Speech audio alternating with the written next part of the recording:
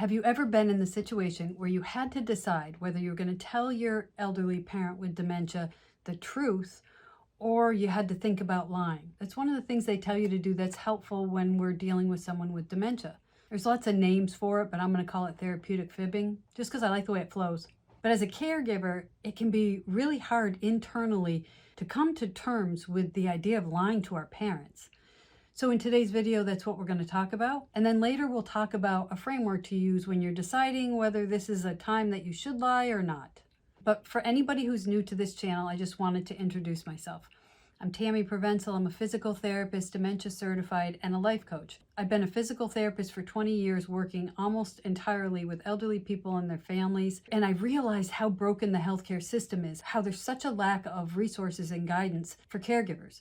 So I started this channel to be a resource to help people who are caring for their aging parents. So therapeutic fibbing is basically telling a lie to protect your loved one's feelings. On the outside, it makes perfect sense. Because if we think about the whole goal of caring for our parent with dementia, keeping them calm, at peace, feeling safe are the important things.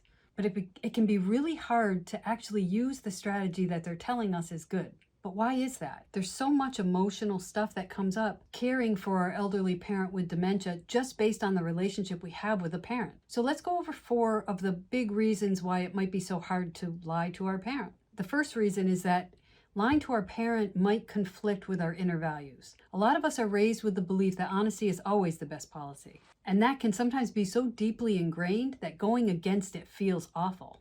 But that's kind of a black and white way to think about it, right? What if we could look at honesty like it's on a spectrum? At one end, you don't lie in any situations. But at the other end, you lie about anything you want. How do you determine whether you lie or not? If our belief is that you never lie, especially to a parent, there's going to be so much inner resistance within us. But what if we could change that really deep belief by thinking about lying in a different way? What if we could think about lying to our parent with dementia as a really humane and loving thing to do? Because someone with dementia who can't remember from one moment to the next is living in each moment. So if we have a belief that we will never lie to our parents no matter what, that means that, say their spouse passed away, that means we have to repeat that to our parent every single time it comes up.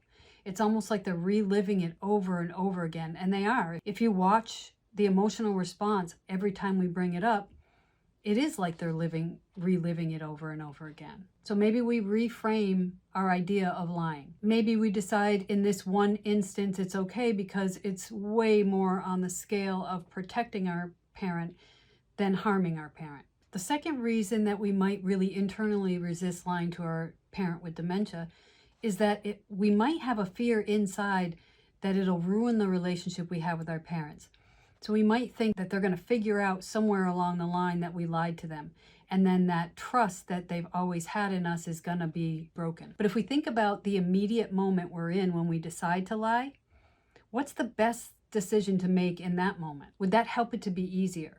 And the third reason that we might really resist lying to our parent with dementia is the guilt and self-judgment that we feel inside. And that again comes from the internal struggle we have with our need to be honest to our parent and our need to care for them in the best possible way. But can you reframe this? Does it matter what the intention is?